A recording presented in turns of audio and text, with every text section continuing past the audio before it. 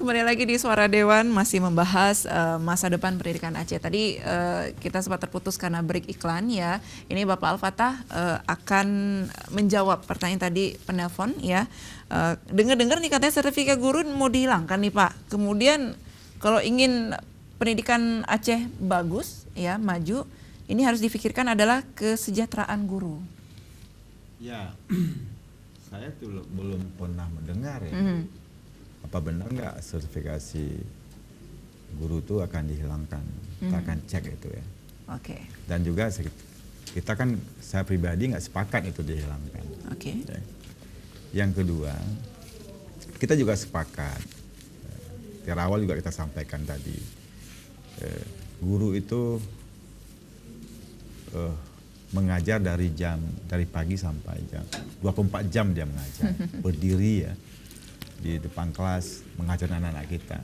Dan saya sepakat kalau memang kita harus memprioritas kepada guru-guru itu kesejahteraannya. Memang harus diperhatikan betul kesejahteraan guru-guru. Dan kita sepakat itu. Nah, mengenai dengan skill tadi yang saya sampaikan. Nah, dulu memang kita uji kompetensi guru kita dulu kemarin berada di urutan ke-32.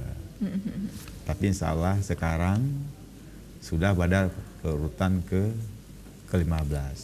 Dari 32 yang paling hampir bahasa Aceh kan nomor 2 gencet ya, terakhir ya. Jadi sekarang dari 22 menjadi 23, dari 23 menjadi 15 ya. Dan mudah-mudahan ke depan menjadi 5 besar. Amin, mudah-mudahan. 5 besar. Nah, ini menunjukkan bahwa selama beberapa tahun terakhir ini pelatihan guru itu berhasil. Ya, sudah berhasil dan sudah nampak hasilnya. Gitu. Dan kita berharap ini terus dilakukan ya, dan ambil langkah-langkahnya agar minimal uji kompetisi guru di Aceh, guru kita yang di Aceh ini mungkin masuk dalam 5 besar atau 10 besar di Indonesia. Wow. Gitu. Kita berharap seperti itu. Iya. Dan saya sangat sepakat dengan Bapak tadi itu. Iya, artinya memang untuk sertifikasi guru yang katanya dihilangkan, ini akan langsung dicek nanti sama Bapak Al-Fatah ya Pak ya. Dipertanyakan juga nih, apakah ini hanya sebatas isu atau faktanya sendiri ya Pak ya. Oke, Pak, berbicara masalah isu nih Pak, terkait isu-isu pengurangan resiko bencana dengan tim penyusun kurikulum Aceh bersama forum PRB Aceh.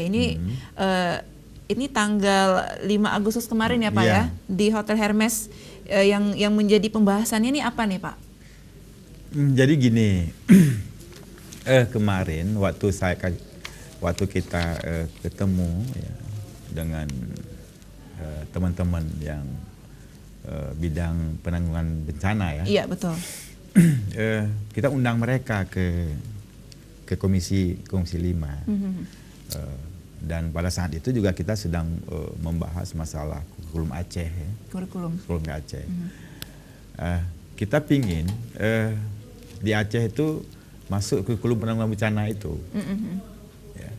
Tujuannya ini, coba Mbak bayangin loh, terjadi bencana di Aceh, itu semuanya bukan jam sekolah. Tsunami bukan jam sekolah. Yeah.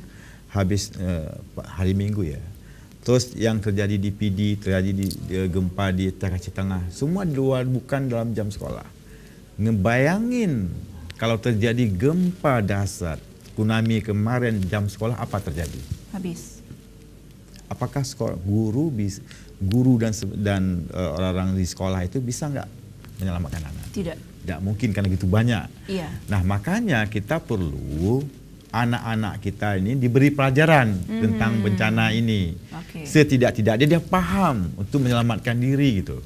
Itu maksudnya kemarin itu Mbak. Ini harapannya adalah dari mulai usia SD ya Pak? Iya di SD, harus ada pendidik mata pelajaran atau bentuk apalah. Dan hasil dari rapat tersebut apa nih Pak? Dan kita dengan dinas sepakat itu akan kita susun ya. Nah tapi beberapa waktu yang lalu juga, beberapa tahun yang lalu ini kan sudah diberlakukan seperti ya hampir ketika kita memperingati tsunami misalkan, ini kan ada yang namanya pelatihan, apa ya istilahnya ya, latih kembali, simulasi cara menyelamatkan diri sendiri kan juga sudah diberlakukan di Aceh ini Pak. Betul, itu kan sifatnya kan umum Mbak, ya kan.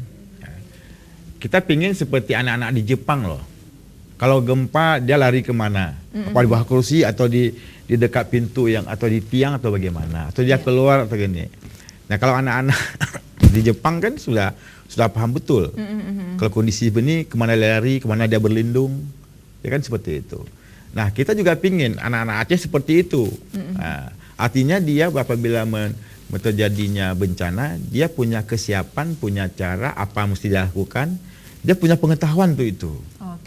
Nah karena apabila terjadi bencana itu pada jam-jam sekolah, ini kita takutkan apa yang terjadi. Contoh kasus saya bilang, katakanlah ada sekolah di tingkat 2, lantai tingkat 2. Nah, jangankan runtuh sekolah itu dulu. Gempa saja anak pasti berhamburan keluar, bunuh saat turun. Kadang-kadang bukan nanti cedera, bukan penyebab gempa, tapi penyebab panik berhamburan lari. Tapi kalau udah dikasih pengetahuan pada mereka, itu mereka bisa tidak seperti itu lagi, nggak mesti panik, apa sikapnya, ya kan? Nah kalau misalnya kalau misalnya dia gempa, dia nggak perlu ke sana kemari, mungkin dia bisa lari jalur evakuasi sudah jelas, ya kan? Terus misalnya dia harus berlindung di mana, kan seperti itu. Di luar dari situ nanti dia mungkin harus menghindari tiang-tiang, kan? Karena itu bisa saja akan tumbang. Nah kalau tidak diberikan tidak diberikan pendidikan yang seperti itu, saya kira susah. Nah kebetulan saja selama ini menimpa bencana yang menimpa di Aceh bukan pada saat jam sekolah. Oke, singkat saja Pak. Artinya siswa di Aceh ini harus tanggap dengan bencana. Oke, baiklah Pak. Ini di sesi terakhir ya, Bapak ada pesan ataupun harapannya seperti apa untuk pendidikan Aceh Pak dan juga guru? Jadi yang pertama sekali saya sangat berharap pada sahabat, teman, orang tua saya mungkin yang berprofesi sebagai guru, abang, kakak, ya kan. Kalau memang kita mengabdikan diri sebagai guru, mari kita bertotal di situ. Ya, masih kita total di situ. Dan juga kepada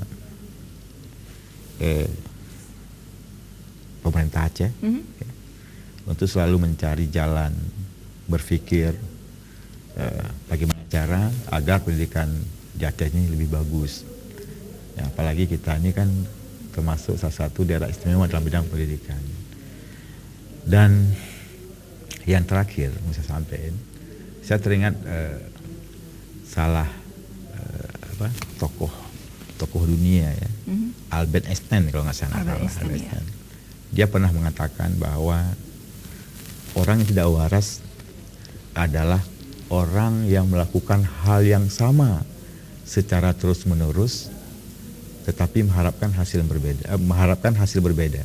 Artinya kalau hal yang sama kita lakukan sama terus-menerus, tidak berubah-berubah kita harapkan hasil bersama, itu orang gila katanya, orang tidak waras. Nah begitu juga kalau kita ingin merubah dunia pendidikan hari ini, ya kalau kita ingin meningkatkan mutu, kita harus merubah wajah pendidikan ini.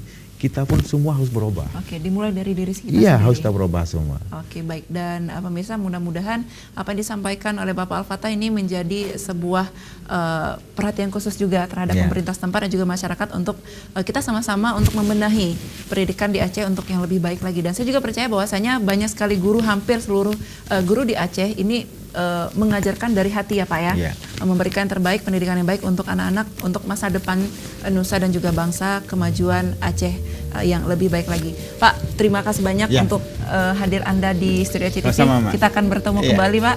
Dan saya Gustiada pamit. Assalamualaikum warahmatullahi wabarakatuh.